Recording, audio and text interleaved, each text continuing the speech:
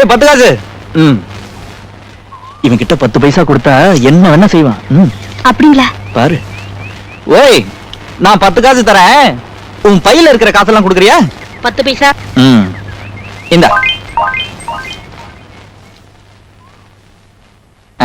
பாத்தியா? பாவம், கொடுத்துருங்க. அங்கதான் கஷ்டமே. இத சும்மா கொடுத்தா அவன் வாங்கிக்க மாட்டான். இதோட 10 பைசா கொடுத்தாதான் இதை வாங்கிக்குவான். பாரு, இந்தா எடுத்துக்கோ. 10 பைசா சொல்லல. இப்போ எடுத்துக்கோ. இனிமே நம்ம காதலுக்கு தூதுவன் இவர்தான். 10 பைசா. 10 பைசா. 10 பைசா.